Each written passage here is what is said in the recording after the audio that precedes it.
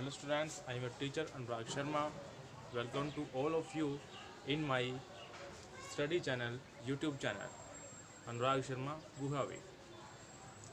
और आज हम स्टार्ट करने वाले हैं मैट्रिक्स कंटिन्यू डिटर्मिनेंट सेकेंड, जो एनसीईआरटी मैथमेटिक्स से मैं आपको कराने जा रहा हूँ। एक्सरसाइज 4.4 हम शुरू करने वाले हैं और इसमें सबसे पहले आता है माइनर्स ऑफ गिवन डिटर्मिनेंट्स। आइए स्टार्ट करते हैं माइनर्स को। देखिए माइनर्स होता क्या है। चलिए स्टूडेंट स्टार्ट करते हैं। क्वेश्चन नंबर फर्स्ट एक्सरसाइज का 4.4, find the minors of given determinants. ये डिटर्मिनेंट्स दिया है, इसका माइनर्स निकालना है। कैसे निकलेगा? फर्स्ट ऑफ ऑल आप लिखते हो M11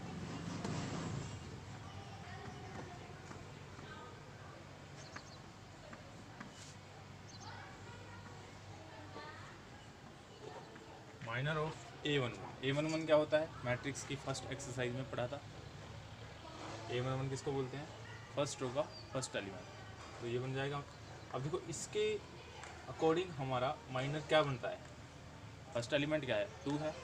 आप जैसे आप लोग डिटर्मिनेंट करते हो, इसको छोड़ देते हो, इसको छोड़ देते हो, ठीक है, तो क्या बचता है आपके पास? 3 बचता है।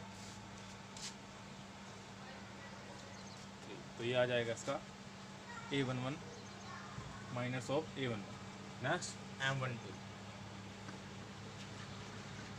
Minus of A12। First row का सेकंड एलिमेंट ये वाला है, इसको छोड़ देंगे, इसको छोड़ देंगे तो क्या बचेगा? 0, तो 0 आ जाएगा। उसके बाद M21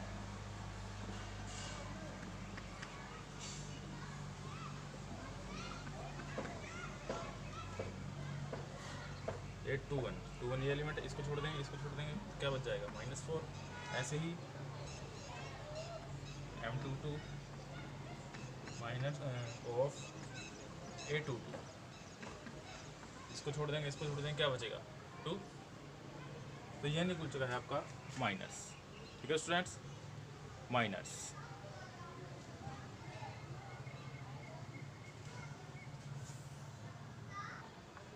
चलिए स्टूडेंट्स आगे चलते हैं। माइनस के बाद आता है आपका कोफैक्टर। इस एक्सरसाइज में हम माइनस और कोफैक्टर 2 टॉपिक पढ़ेंगे। माइनस हमने 2 × 2 ऑर्डर की जो मैट्रिक्स है उसके लिए अभी भी पढ़ा है। अब बात करते हैं कोफैक्टर की। कोफैक्टर क्या होता है? इसका रिलेशन डायरेक्टली माइनस से ही होता है। जैसे आपने माइनस निकाला है, कोफैक्टर कैसे निकलता है? कोफैक्टर को सबसे पहले तो आपको लिखने का तरीका कैसे लिखते हैं? सिंबल होता है कैपिटल A11, ओके। और ऐसे ही जैसे वहाँ पे आपने लिखा था माइनर के लिए, ऐसे ही कोफैक्टर लिखोगे। Cofactors of A1। अब आपको एक चीज़ ध्यान से देखनी है।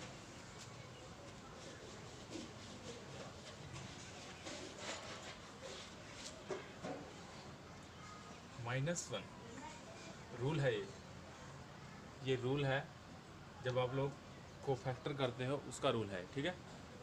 -1 की पावर में आप देखो यहाँ क्या है? 1 1 है, 1 1। अब क्या करोगे? यहाँ 1 + 1 1 + 1 और उसके बाद निकालोगे माइनस, जैसे माइनस में करते थे 2 के अगेंस्ट। इसको छोड़ देंगे, इसको छोड़ देंगे 3। अब देखो पावर कैसी है? 1 + 1 कितना होता है? 2 होता है, इवन पावर है। -1 की कभी इवन पावर हो प्लस बन जाता है, तो +1 को 3 से मल्टीप्लाई करेंगे, कितना आ जाएगा? 3 आ जाएगा। नेक्स्ट ऐसे ही आप लोग A12 को निकालोगे। कोफैक्टर ऑफ A12 -1 की पावर में 1 + 2, इसको छोड़ देंगे, इसको छोड़ देंगे, क्या बचेगी? 0। अब नेगेटिव साइन आएगा -0, तो 0 ही आएगा, ठीक है। उसके बाद A21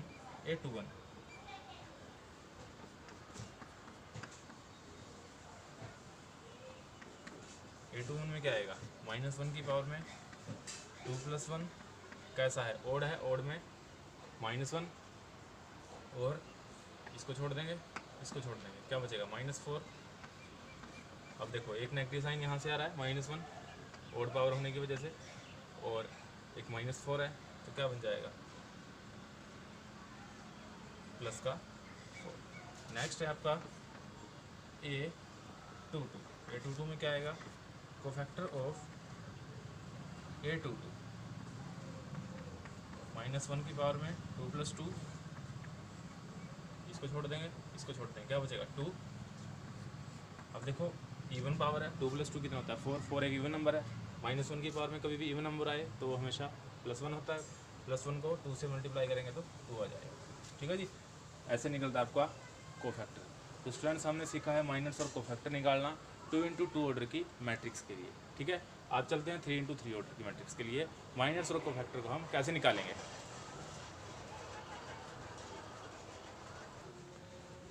चलिए स्टूडेंट 3 × 3 ऑर्डर का ये मैंने एक क्वेश्चन लिया है, क्वेश्चन नंबर 2, 3 × 3 ऑर्डर है इसका। अब देखिए 3 × 3 ऑर्डर के मैट्रिक्स में कैसे निकालते हैं, M11 माइनस ऑफ A11, तो क्या करेंगे इसमें, जो फर्स्ट एलिमेंट्स है उसको, उसके जो कोरोस्पोंडिंग एलिमेंट्स हैं उसको छोड़ देंगे, नीचे वाले और सामने वाले, हॉरिजॉन्टल एंड वर्टिकल मिलता है आपको 1 0 0 1 ये बचा। अब इसका करेंगे हम डिटर्मिनेंट क्या होगा 1 × 1 - 0 तो 1 आ जाएगा। इसमें 1 को 0 से करोगे, पता है ना, 0 - 0 ये भी 0 आ जाएगा, और इसमें ये भी 0 आ जाएगा। तो तीनों के तीन एलिमेंट्स क्या बन गए हैं, 0 बन गए हैं। ठीक है जी, तो ऐसे ही सेम आप लोग M21 निकालोगे। 21 कैसे निकलेगा, वही cofactor sorry minus of A21 तो कितना हो जाएगा, इसको छोड़ेंगे, इसको छोड़ेंगे, क्या बचेगा 0 0 0 1, कितना आएगा, इसका भी 0 ही आएगा। ठीक है, अब उसके बाद M22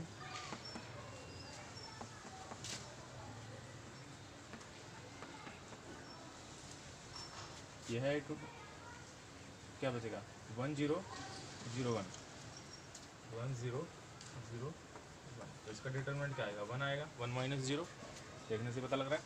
उसके बाद M23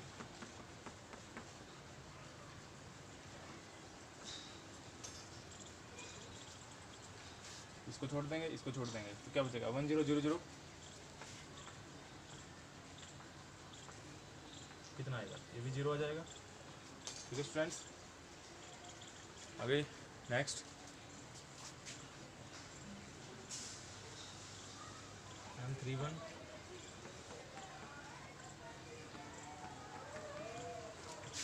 0 0 1 0, ये भी 0 आ जाएगा। नेक्स्ट M32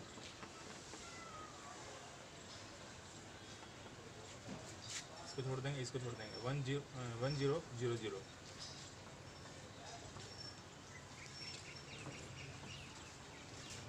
ये भी 0 आ जाएगा आपका।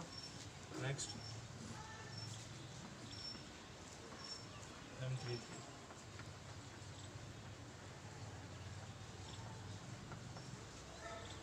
1 0, इसको छोड़ देंगे, इसको छोड़ देंगे, क्या बचेगा 1 0 0 1, कितना आएगा 1 आएगा। स्टूडेंट इसको हमने कर लिया है। स्टूडेंट जैसे आपने कोफैक्टर माइनस किया है, कोफैक्टर भी ऐसे ही होगा। यहाँ पे M के प्लेस पे क्या आ जाएगा, A आ जाएगा, कैपिटल A यूज़ करेंगे। ठीक है, और प्रोसीजर आगे वही है, -1 की पावर 1 + 1 ओड हो जाए, इवन हो जाएगा, अगले में ओड हो जाएगा, अगले में फिर इवन हो जाएगा। ठीक है, मैं कर देता हूँ, उसको फॉलो करके बता देता हूँ। तो स्टूडेंट इसको मैंने फॉलो कर दिया है। इसमें देखिए जहाँ जहाँ पे ओड पावर आएगी, ओड पावर आ रही है, नेगेटिव साइन आएगा पर 0 है, नो इफेक्टेड, और यहाँ पे भी ओड पावर है, 0 है, नो इफेक्टेड, और यहाँ पे भी 0 है। ठीक है जी, नेक्स्ट चलते हैं। चलिए स्टूडेंट्स नेक्स्ट क्वेश्चन की तरफ चलते हैं। नेक्स्ट क्वेश्चन में using the cofactor of elements of second row find determinant. ये सिंबल होता है डिटर्मिनेंट का। ये आपको डिटर्मिनेंट दिया गया है और क्या कहा है, सेकंड रो की हेल्प से आपको निकाला है। जब डिटर्मिनेंट मैंने इनिशियली आपको स्टार्ट कराया था तो मैंने आपको बताया भी था कि आप डिटर्मिनेंट्स को 3 रो 3 कॉलम्स की हेल्प से कर सकते हो, जो आपका मन करे उससे कर सकते हो। हमने फर्स्ट रो और फर्स्ट कॉलम से किया अब तक, लेकिन मैं आपको अभी सेकंड रो से कराने वाला हूँ डिटर्मिनेंट। सेकंड रो की हेल्प से आप कैसे एक्सपेंड करोगे, ठीक है। फर्स्ट ऑफ ऑल यही है सेकंड रो, कैसे करेंगे इसको, 2, हाँ जी, जैसे यहाँ पे 5 -3 और 8 लोगे आप लोग, समझ रहे हो ना क्या बता रहा हूँ। ऐसे आप लोग यहाँ -2 0 -1 लोगे। यानी कि अगर आप लोग फर्स्ट रो की हेल्प से एक्सपेंड करते हो, जो बीच वाला है मिडिल वन है, वो उसका साइन आपको चेंज कर देना है, माइनस प्लस प्लस तो माइनस, ठीक है। लेकिन सेकंड रो की हेल्प से अगर एक्सपेंड करते हो तो आपको ध्यान रखना पड़ेगा कि आपको फर्स्ट वाला और लास्ट वाला यानी फर्स्ट एंड थर्ड का साइन चेंज करना है, बीच वाले का साइन चेंज नहीं करना। तो -2 इसके करस्पॉन्डिंग एलिमेंट, इसको छोड़ देंगे, इसको छोड़ देंगे, क्या बन जाएंगे 3 8 2 3। नेक्स्ट +0 हो जाएगा, याद रखना है +0। तो क्या बन जाएगा 5 8 1 3, ठीक है जी। नेक्स्ट माइनस का 1, तो क्या बन जाएंगे, इसको छोड़ देंगे, इसको छोड़ देंगे, क्या बचेगा 5 3 1 2। और इसको सॉल्व कर लीजिए, सॉल्व करके लिख देता हूँ। तो स्टूडेंट्स इसको मैंने सॉल्व कर दिया है, आप चेक कर सकते हो, ध्यान से देखना है कैलकुलेशन को, ठीक है। चलिए आगे बढ़ते हैं। चलिए स्टूडेंट आगे बढ़ते हैं। 4.4 में जितना भी था मैंने आपको करा दिया है, बाकी जो बचा है 1-2 सम आप लोग खुद करोगे, जो पार्ट्स मैंने छोटे हैं उनको आप लोग कंप्लीट करोगे, ठीक है। आगे बढ़ते हैं एडजॉइंट की तरफ। 4.5 एक्सरसाइज एडजॉइंट। देखो एडजॉइंट होता क्या है, बड़ी सिंपल सी चीज़ है, ध्यान से समझना। आप लोगों ने कोफैक्टर किया है, मान लीजिए कोई भी ए मैट्रिक्स है, ठीक है, ए मैट्रिक्स है कोई भी, उसके कोफैक्टर निकाल के आते हैं आपके पास।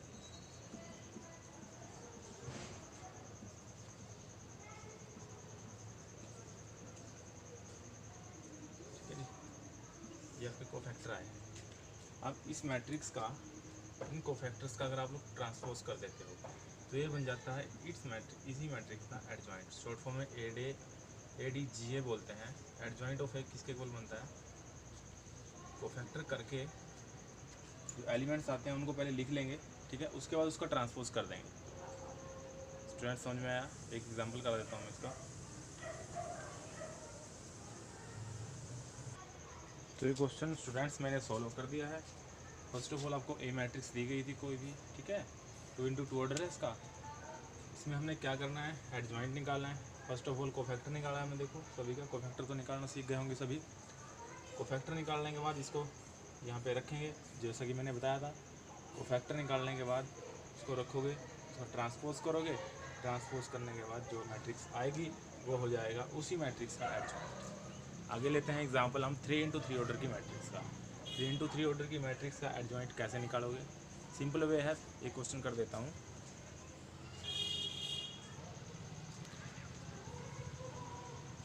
ये मैट्रिक्स 3 × 3 ऑर्डर की है बच्चों।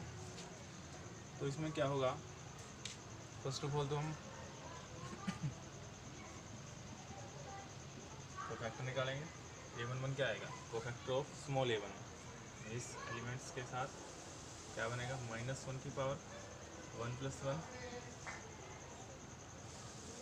3 5 0 1, ओके। नेक्स्ट क्या हो जाएगा, सॉल्व कर लो इसको, 3 - 0 यानी 3। नेक्स्ट A1, सभी को सॉल्व करके लिख देता हूँ। तो स्टूडेंट्स सॉल्व हो चुका है क्वेश्चन। कोफैक्टर हमने इसका निकाल लिया है, कोफैक्टर हमने पहले भी किया था। ठीक है। तो एक कोफैक्टर इसका निकल चुका है। इस चीज़ में आप लोग अक्सर गलती करते हो, ये और ऑर्डर में हमेशा ध्यान रखना, साइन का थोड़ा इसमें गलती हो जाती है। A12 में, A21 में, A23 में, A32 में, ठीक है। मिल चुका है। अब आपको निकालना क्या है, यहाँ कर दूँ एडजॉइंट ऑफ ए, ठीक है। कैसे निकलता है, इसके एलिमेंट्स को लिखिए, एलिमेंट्स को लिख देता हूँ इसके। तो ये इसके एलिमेंट्स मैंने लिख दिए हैं। अब इसका ट्रांसपोज कर देंगे, ट्रांसपोज करके क्या आएगा,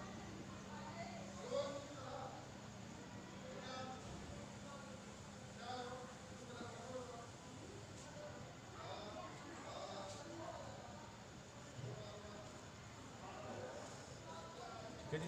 ये एडजॉइंट ऑफ ए आपका निकल चुका है। चलिए स्टूडेंट अगले क्वेश्चन की तरफ बढ़ते हैं। नेक्स्ट क्वेश्चन में आपको ए दिया गया है, ए मैट्रिक्स 2 × 2 ऑर्डर की मैट्रिक्स है। वेरीफाई करना है A into adjoint of A equal to adjoint of A into A, and एक चीज़ हो रहा है इसमें,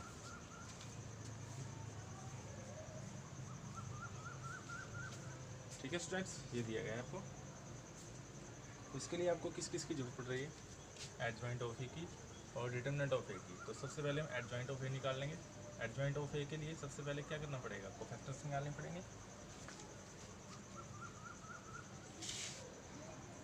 फर्स्ट ऑफ ऑल A11 क्या आएगा, -6, डायरेक्टली -6 आ जाएगा। A12 क्या आएगा,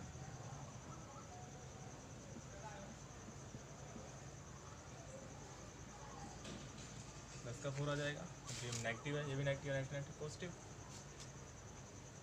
नेक्स्ट A21 -1 की पावर 2 + 1 3, -3 आ जाएगा। A22 ये क्या आएगा, A22 -1 की पावर 2 + 2, 2 + 2 कितना बनेगा, इवन 2 आ जाएगा।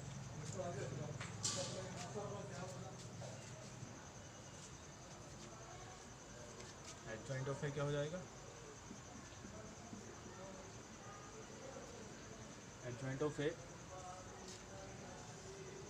-6 4 -3 2, इसका ट्रांसपोज कर देंगे तो क्या आ जाएगा, -6 4 -3 सॉरी -3 4, ठीक है स्टूडेंट्स। ये हमने एडजॉइंट ऑफ ए निकाल लिया है। Now determinant of a simple है, -12 + 12 कैंसिल करके, ठीक है, 0 ही आएगा।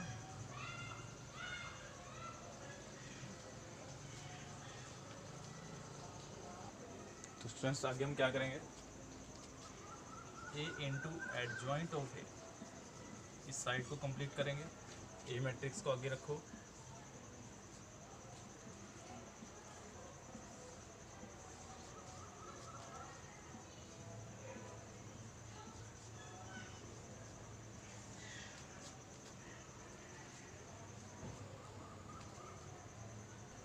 और इनको करेंगे मल्टीप्लाई।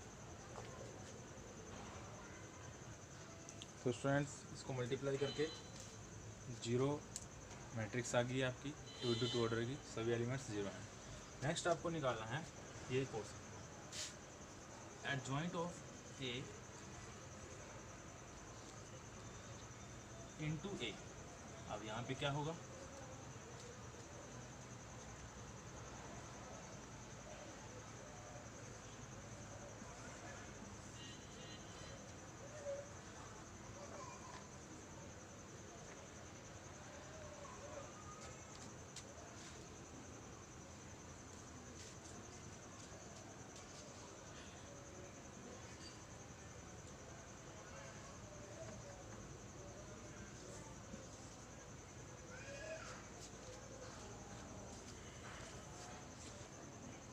तो इसको हमने स्टूडेंट मल्टीप्लाई कर लिया। मल्टीप्लाई करके ये भी 0। अब लास्ट पोर्शन बचता है आपका ए डिटर्मिनेंट इंटू आई क्या है, यानी I2 1001, ठीक है। और डिटर्मिनेंट ऑफ ए क्या आया था आपका, 0 आया था। आप 0 को अंदर मल्टीप्लाई करोगे 0 0 0 0, ठीक है। अब देखो आपके तीनों के तीन केस जो आपको प्रूव करने के लिए दिए थे इक्वल आ गए हैं, तीनों के तीन 0 ऑर्डर की मैट्रिक्स आ रहे हैं, ठीक है। तो लास्ट में आप लोग लिखोगे so it is verify that, ठीक है, ये चीज़।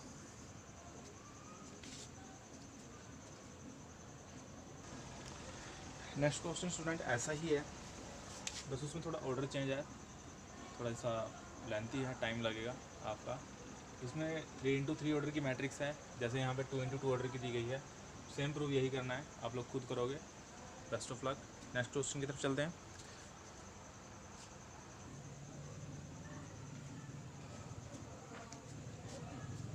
नेक्स्ट स्टूडेंट आपका आता है इन्वर्स ऑफ ए मैट्रिक्स।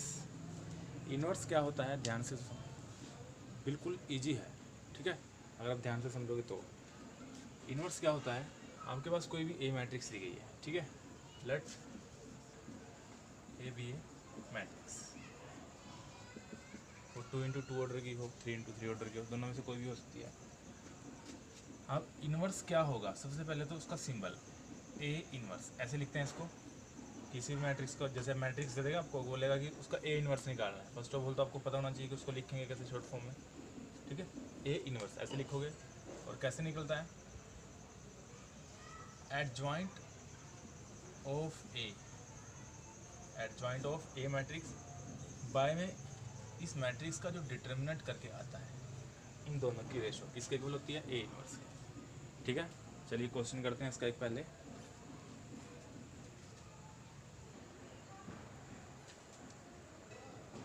चलिए स्टूडेंट्स, ये क्वेश्चन मैंने लिख दिया है। इसकी स्टेटमेंट, ए मैट्रिक्स दी है, 3x3 ऑर्डर की मैट्रिक्स है, ठीक है। फर्स्ट ऑफ ऑल हमने इसका क्या निकाला है, ए का डिटरमिनेंट निकाल लिया, ठीक है, क्योंकि इन्वर्स के लिए डिटरमिनेंट कंपलसरी है निकालना। तो आप लोग इसको ए का डिटरमिनेंट निकाल लेंगे। तो ए का डिटरमिनेंट सिंपल सा with the help of first column मैंने इसको एक्सपेंड कर दिया है। फर्स्ट रो से भी कर सकते हो, इससे ज़्यादा ईजी लग रहा था मेरे को, तो मैंने इससे कर दिया, ठीक है। 10 इसका डिटरमिनेंट आएगा। नेक्स्ट एडजॉइंट, एडजॉइंट से पहले देखो फॉर्मूला क्या होता है, ए इन्वर्स आप लोग निकालने वाले हो, फॉर्मूला क्या है, एडजॉइंट ऑफ ए बाय में डिटरमिनेंट ऑफ ए। तो किसकी जरूरत पड़ रही है, एडजॉइंट ऑफ ए की। तो एडजॉइंट ऑफ ए निकालने के लिए आप लोगों को सबसे पहले कोफैक्टर निकालने पड़ेंगे। सबसे पहले कोफैक्टर यानी A11 -1 की पावर में 1 + 1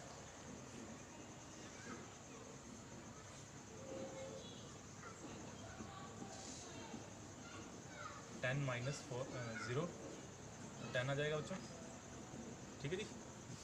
-1 की पावर इवन है, साइन पे कोई फ़र्क नहीं पड़ेगा, पॉजिटिव आएगा। ऐसे में इसको सभी को निकाल देता हूँ, सोल्व कर देता हूँ। स्टूडेंट्स, तो ये हमारा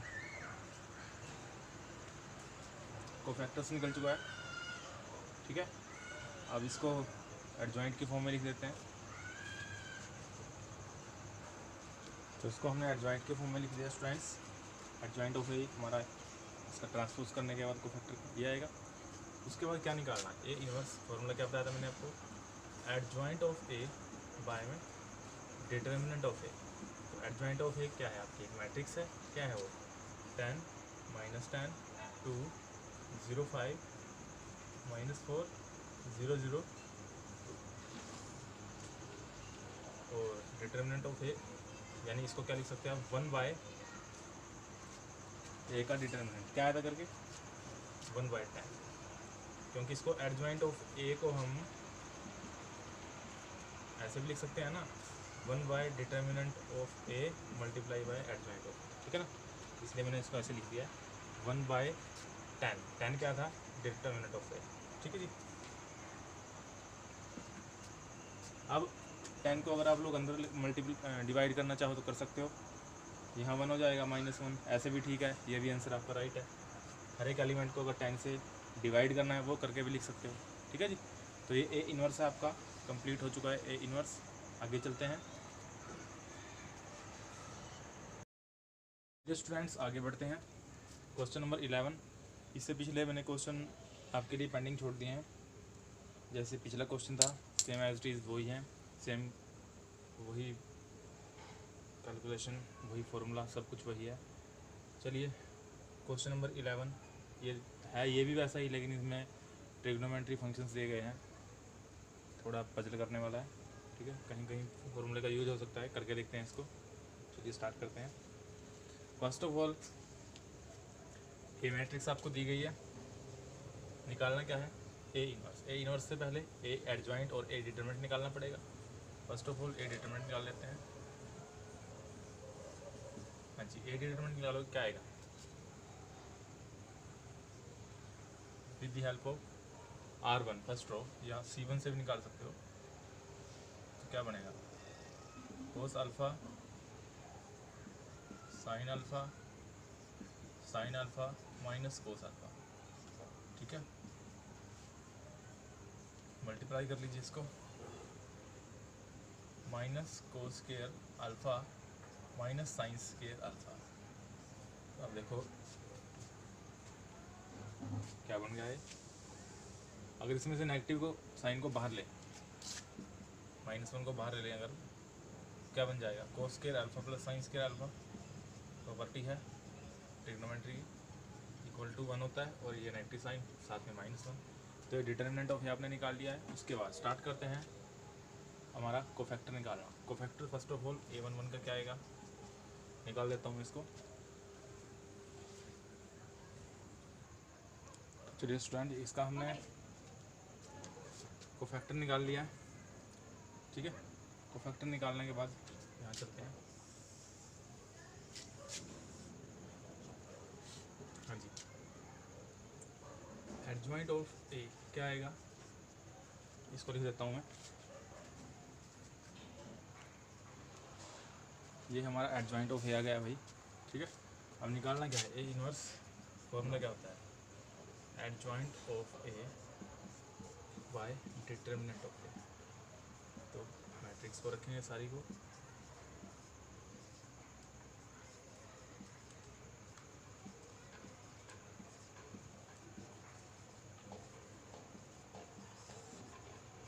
ए का डिटरमिनेंट करके क्या आया था, -1, ठीक है। तो इस -1 को अंदर मल्टीप्लाई कर देंगे तो क्या बन जाएगा,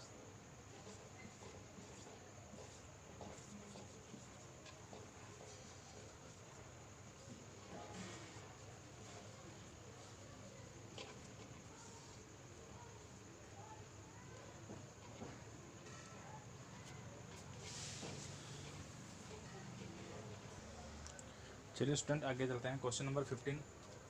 show that a³ - 6a² + 5a + 11i = 0।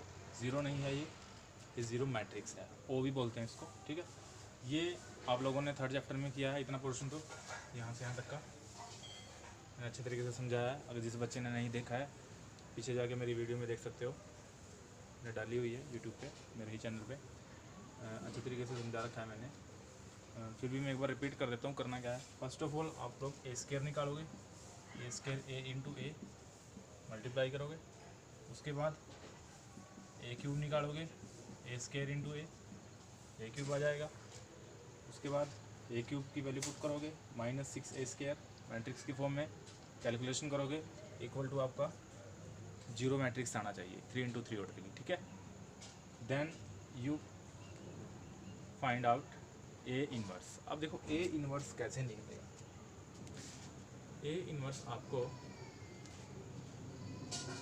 ये जो दिया गया है इसकी हेल्प से निकालना है, ना कि cofactor, adjoint, then A inverse. वो तरीका यूज नहीं करना इसमें स्पेशलाइज किया गया है इसकी हेल्प से, ठीक है स्टूडेंट्स। इसको करने से पहले मैं आपको एक प्रॉपर्टी और बता देता हूँ। ए इन्वर्स को अगर हम उसी मैट्रिक्स के साथ मल्टीप्लाई कर देते हैं तो वो आइडेंटी मैट्रिक्स आ जाती है, या ऐसा कह सकते हो कि ए को ए इन्वर्स के साथ मल्टीप्लाई कर देते हो तब भी आइडेंटी मैट्रिक्स आती है, यानी A inverse into A and A into A inverse, दोनों का दो का रिजल्ट क्या होता है, आइडेंटिटी मैट्रिक्स होती है। तो इसमें हम यही प्रॉपर्टी यूज़ करेंगे। और इससे पहले आप लोग इसमें जो नेसेसरी है उसको, नेसेसरी है ए स्केयर को निकाल लीजिए, ए इंटू ए, इसको मैं मल्टीप्लाई करके डायरेक्टली लिख देता हूँ।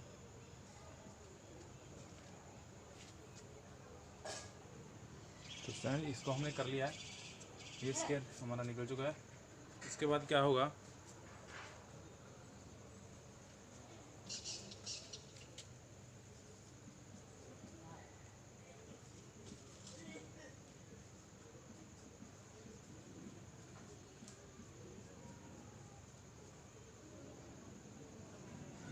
आपको दिया गया है, शो कर चुके हैं, मतलब इसको करने से पहले मतलब शो करना पड़ता है। अब इसकी हेल्प से आप लोग क्या करोगे, अब देखो ए क्यूब है, ए क्यूब को आप लोग ऐसे लिख सकते हो, ए स्केयर ए माइनस 6, ए स्केयर को लिख सकते हो ए प्लस 5 ए प्लस 11 आई। ठीक है, ऐसा क्यों लिखा अभी आपको पता लग जाएगा, इक्वल टू ओ। अब आप लोग करोगे post multiply, pre post multiply का तो पता है, पोस्ट मल्टीप्लाई पीछे, प्री मल्टीप्लाई आगे। अब पोस्ट मल्टीप्लाई करोगे ए इनवर्स के साथ,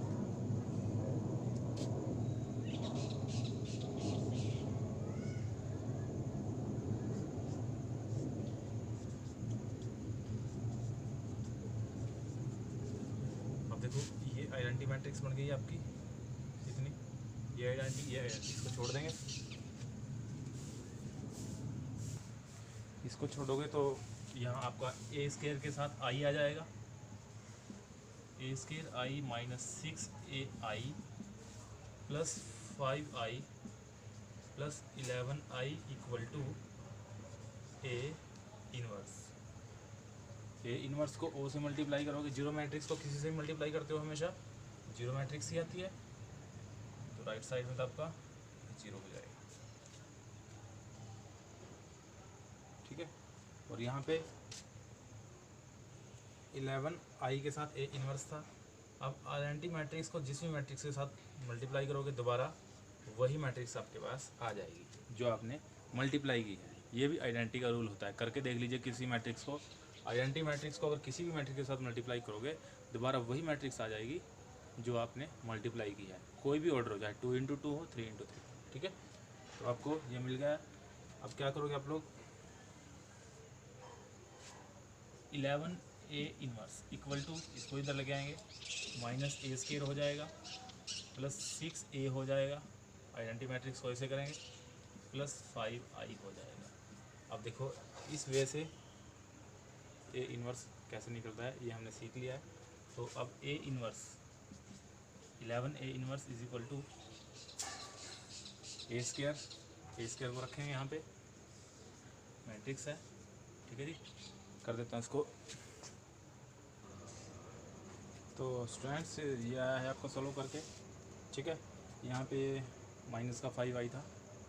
ठीक है, इसको मैंने ठीक कर दिया।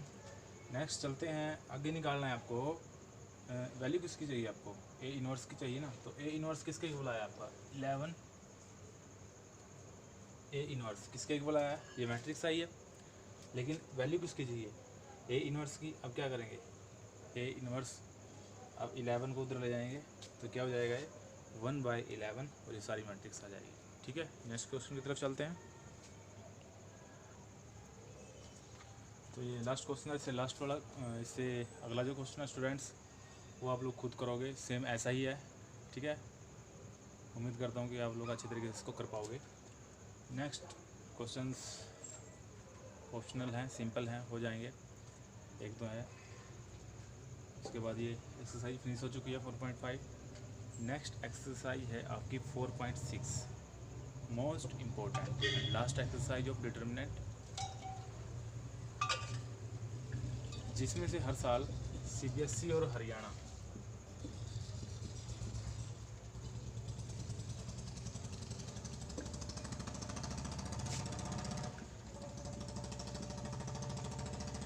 दोनों बोर्ड में 6 मार्क्स का क्वेश्चन आता है। ठीक है स्टूडेंट्स, 6 मार्क्स का क्वेश्चन आता है, हर साल आता है, इसलिए इसको बड़े ध्यान से समझेंगे। आसान है, अब तक आपने जो किया है उसके ऊपर ही बेसिस है, ये नहीं कि अलग आएगा कुछ। जो अब तक आपने किया है उसी में कुछ ऐड करना है, ठीक है। चलो करते हैं इसको। चलिए स्टूडेंट आगे बढ़ते हैं। एक्सरसाइज 4.6 जिसके अंदर हम इक्वेशन को बैलेंस करना सीखते हैं। ओके, ये आपको 2 वेरिएबल इक्वेशन नज़र आ रही है जिसमें एक्स और वाई की वैल्यू फाइंड आउट करते हो आप लोग। ये 3 वेरिएबल इक्वेशन है, एक्स वाई एंड जेड। तो इनको हम मैट्रिक्स मेथड से कैसे बैलेंस करते हैं ये हमने यहाँ पे सीखना है।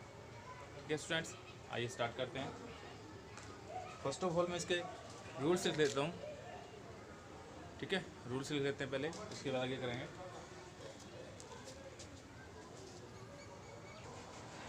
तो स्टूडेंट्स मैंने ये इसकी कंडीशन लिख दी है।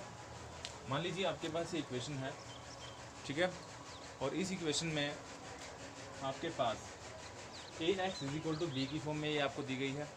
तो इसमें आप लोग क्या करोगे, फर्स्ट ऑफ ऑल a को निकालोगे। a क्या आएगा इसमें, a आएगा आपका जो x और y का कोफिशिएंट है, यानी 1 1 first row, second row 1 2। Okay, then b क्या आएगा, b आएगा आपका 1 2, और x क्या आएगा x Y.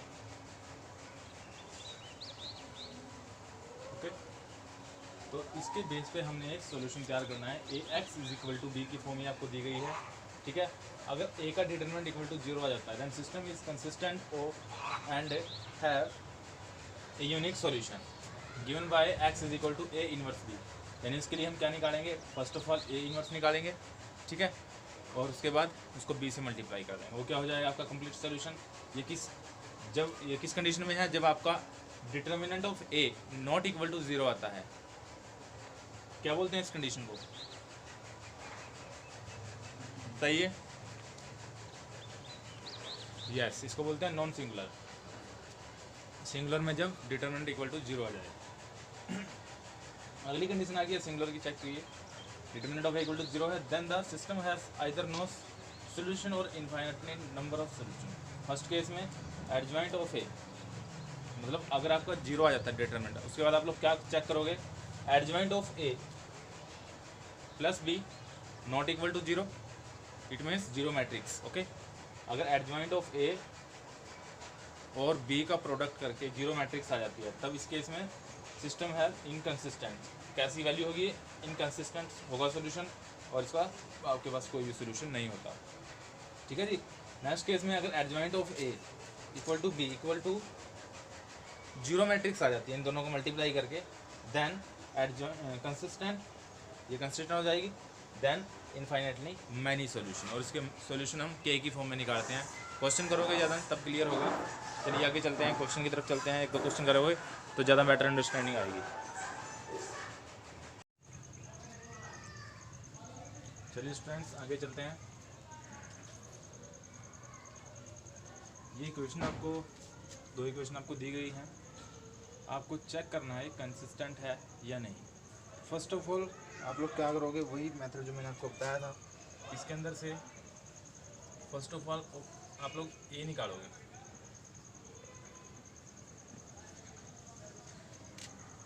Then b,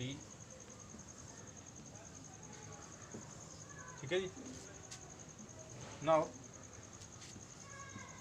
a determinant क्या होगा, 3 - 4 = -, this is not equal to 0।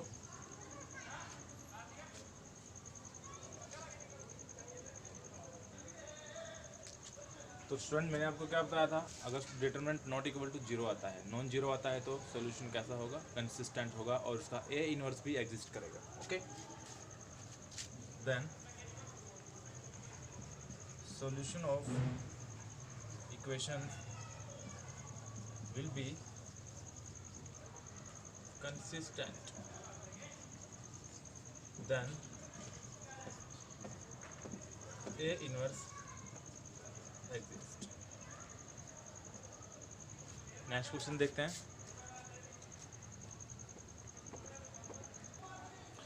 तो student next question question number 7 है जी। क्वेश्चन नंबर 1 to 6 आपके पास सिर्फ ये चेक करना है कि कंसिस्टेंट है या इनकंसिस्टेंट है, ठीक है। वो आप लोग डिटरमिनेट करके चेक कर सकते हो।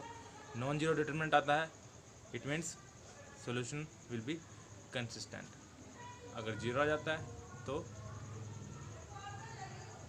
इनकंसिस्टेंट। ओके, नेक्स्ट चलते हैं इस क्वेश्चन के ऊपर। फर्स्ट ऑफ ऑल देखिए, इसमें निकालना गैप, ये मतलब क्वेश्चन नंबर 7 है 4.6 का। इसमें आपको फाइंड आउट करनी है एक्स और वाई की वैल्यू, ठीक है जी। अब तक सिर्फ चेक करना था फर्स्ट 6 पार्ट में कि चेक करके बताइए कि कंसिस्टेंट है या इनकंसिस्टेंट है। ओके, इस क्वेश्चन में आपको कंसिस्टेंट और इनकंसिस्टेंट दोनों चेक करने हैं। उसके बाद जो मेथड मैंने आपको बताए थे एक्स वाई जेड की वैल्यू निकालने के सॉल्यूशंस जो बताए थे, ठीक है। फर्स्ट तो अगर कंसिस्टेंट आता है तो यूनिक सोल्यूशन होगा, मैंने लिखा था, आप लोग चेक कर सकते हो पीछे वीडियो में जाके दोबारा। ओके, तो फर्स्ट ऑफ ऑल ए क्या हो जाएगा,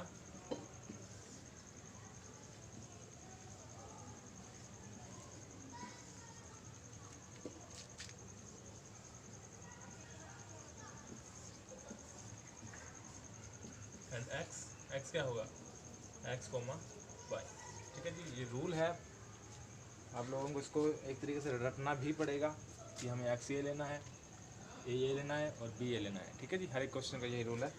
फर्स्ट ऑफ ऑल आप लोग क्या चेक करोगे, determinant of A 5 3 15 7 2 14 equal to 1 not equal to 0, तो कैसा होगा, कंसिस्टेंट।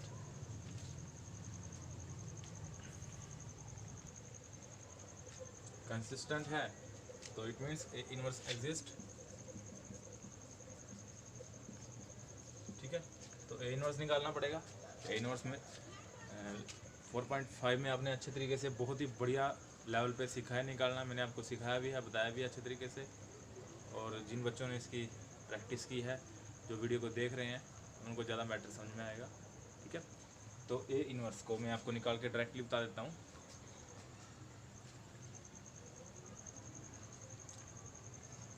तो स्टूडेंट ए इनवर्स हमने निकाल लिया इसका, ठीक है जी। ए इनवर्स निकलने के बाद फाइनल सॉल्यूशन किसके इक्वल होता है, x is equal to A inverse B, ठीक है ना। ए इनवर्स बी के इक्वल होता है फाइनल सॉल्यूशन। तो एक्स क्या हो जाएगा आपका, ए इनवर्स क्या है, ए इनवर्स को लिखेंगे सबसे पहले तो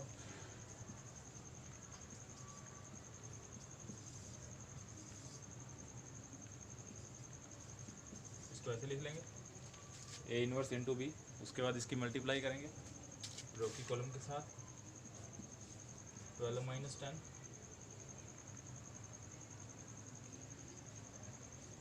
देन अगेन माइनस 28 प्लस 25, तो क्या क्या वैल्यूज आएंगी, -2 एंड -3। तो एक्स की वैल्यू क्या आएगी आपकी, x will be -2 and y will be -3।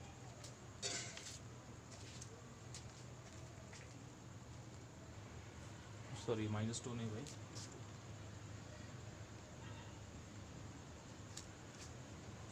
चलिए अगले क्वेश्चन की तरफ बढ़ते हैं। Next question, question number 11। देखिए स्टूडेंट, इसमें ज़्यादा डिफ़िकल्टी नहीं आनी चाहिए आपको, सभी क्वेश्चन एक जैसे हैं।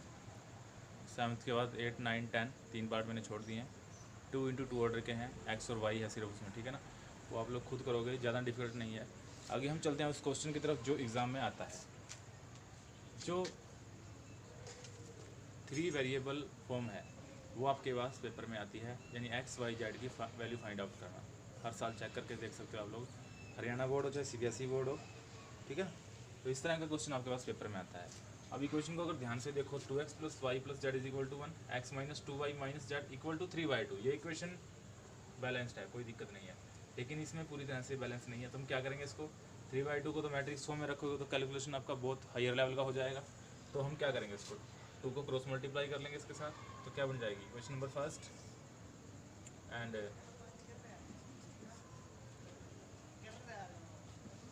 2x - 4y - 2z equal to 3, equation number second, and here is equation number third. तो यहाँ से आप लोग फर्स्ट ऑफ ऑल ए निकालोगे, ए क्या हो जाएगा 2 1 1 2 -4 -2, यहाँ से ये वाला नहीं देखना, आपने ये देखना है, ठीक है ना। नेक्स्ट अब देखो इसमें एक्स नहीं है तो एक्स के नाम का क्या आ जाएगा 0 3 -5, ठीक है जी। Now B, what will be value of B 1 3 and 9, and x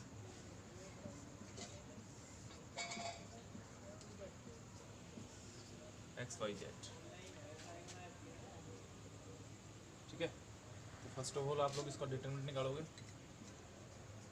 आगे कर देता हूँ मैं इसको, डिटरमिनेंट में निकाल देता हूँ और इसका आपका कोफैक्टर्स निकाल के एडजॉइंट तक कर देता हूँ। तो स्टूडेंट ये हमारा ए इन्वर्स आ गया, ठीक है।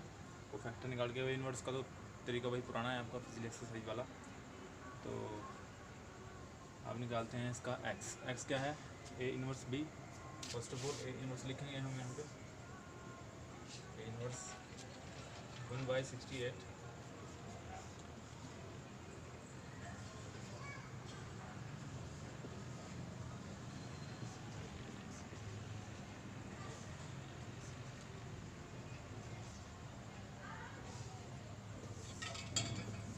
Then B. बी क्या है आपका 139, इसको मल्टीप्लाई करेंगे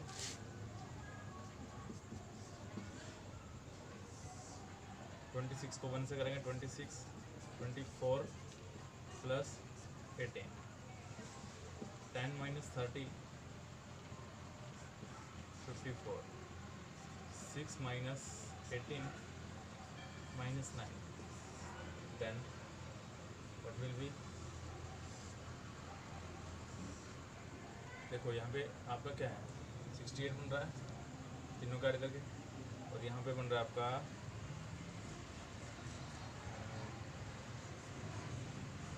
64 - 30 34, और यहाँ पे बन रहा है 112 माइनस।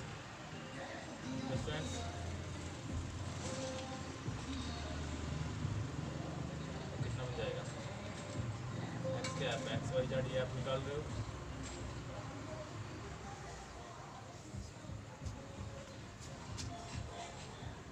तो कितना बन जाएगा आपका, इसको से डिवाइड करेंगे यहाँ तो 1 आ जाएगा फर्स्ट एलिमेंट के साथ, और यहाँ 1/2 आ जाएगा, और लास्ट में 112 को 68 से डिवाइड करोगे, पूरा पूरा तो नहीं कैंसिल होगा ये, तो ये बचेगा आपका 3/2 माइनस का 3/2, ठीक है।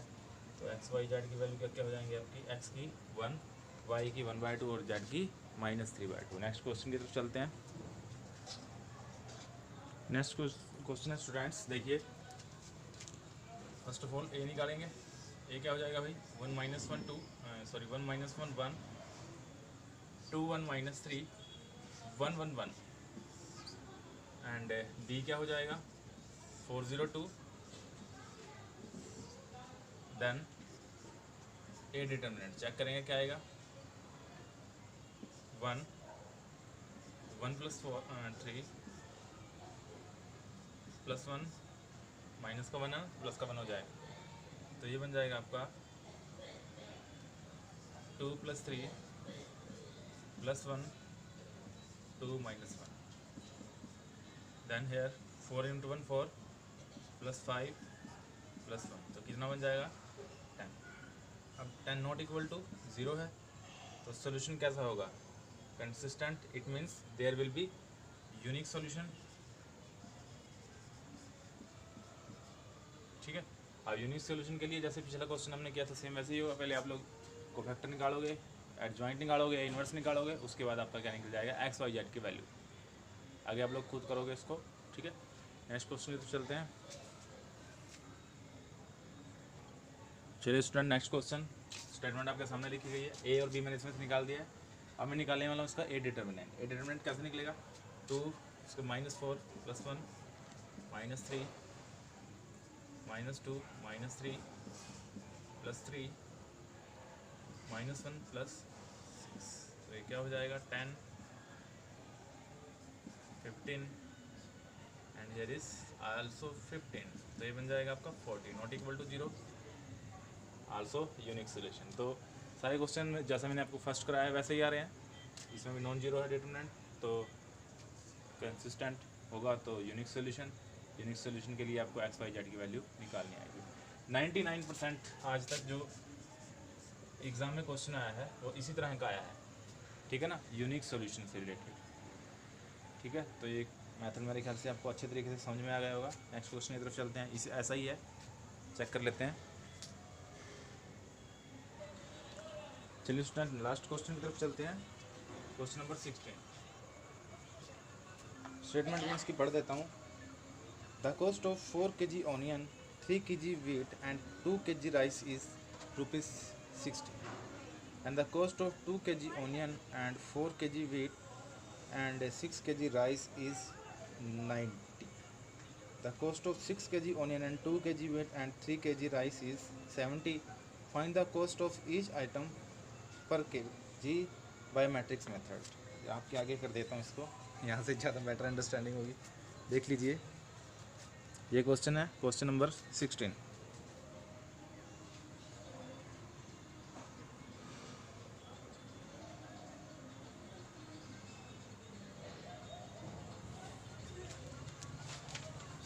वीडियो को रोक करके स्टेटमेंट को एक बार पढ़ लीजिए। लास्ट क्वेश्चन है, एग्ज़ाम पॉइंट ऑफ व्यू से इम्पोर्टेंट है। तो देखो बेटे क्या होगा, इसमें कॉस्ट निकालनी है, मैट्रिक्स मेथड से निकालनी है। First of all let us consider, मैं इसकी स्टेटमेंट नहीं लिख पाऊँगा, ज़्यादा लेंथी हो जाएगा, फिर बोर्ड पे इतना नहीं आएगा, मैं इसलिए मैं उठाया ये, ठीक है। तो आओ उसको करते हैं, शुरू करते हैं। तो हम क्या करेंगे इसमें, अपनी तरफ से जो let cost of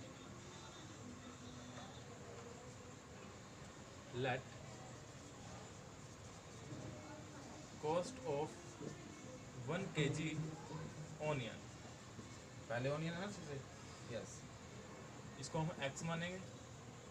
then let cost of 1 kg, next है आपका राइस, राइस को y मान लेंगे, और लास्ट में है सॉरी वीट है, सेकंड प्लेस पे भी वीट है।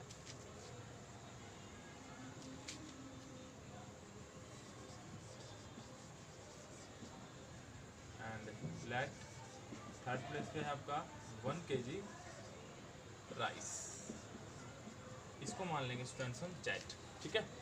तो अकॉर्डिंग टू क्वेश्चन, सीधा ज़्यादा झंझट में पढ़ने की जरूरत नहीं है, तो आप लोग यहाँ अकॉर्डिंग टू क्वेश्चन लिखोगे और इसकी इक्वेशन को सिलेक्ट कर दोगे। 4 3 2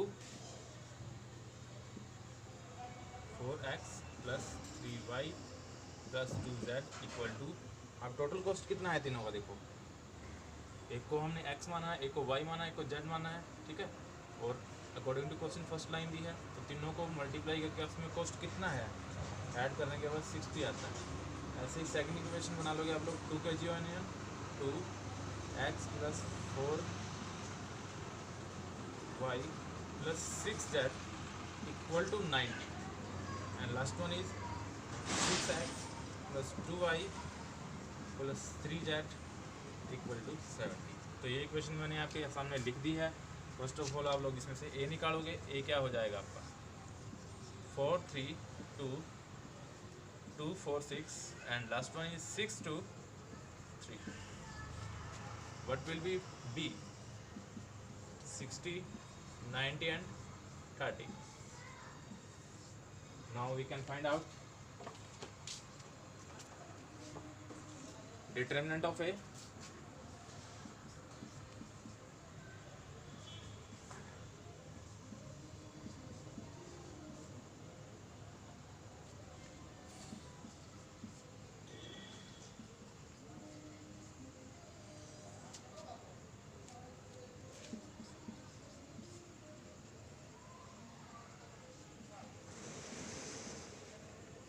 तो 0 बन जाएगा भाई, माइनस उसके बाद ये 30, -30 को -3 से करेंगे प्लस का 90 बन जाएगा,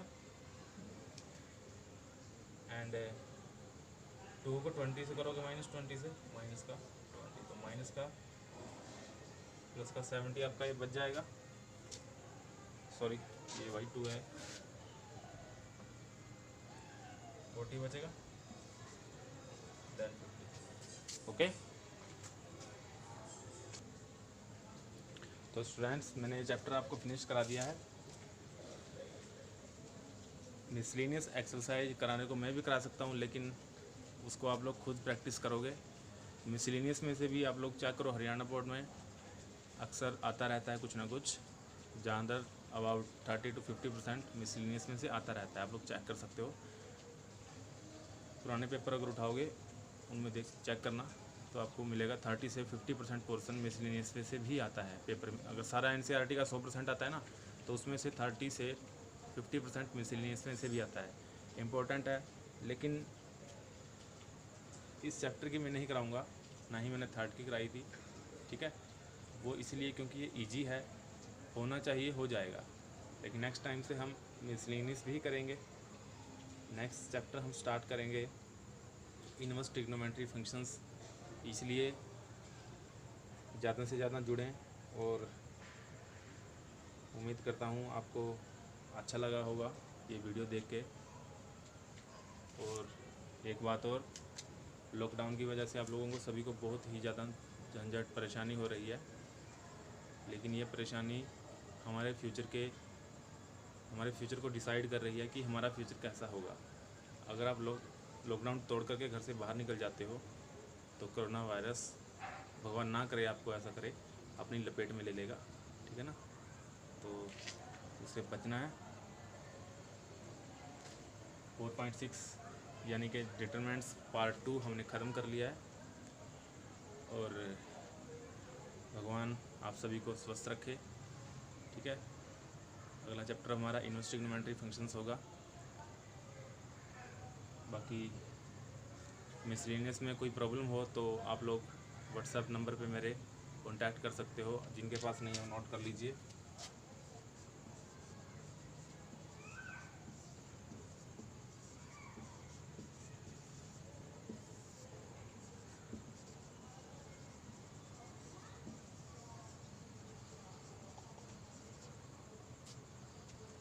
ठीक है स्टूडेंट्स, अगली वीडियो के लिए गुड बाय, टाटा, गुड नाइट।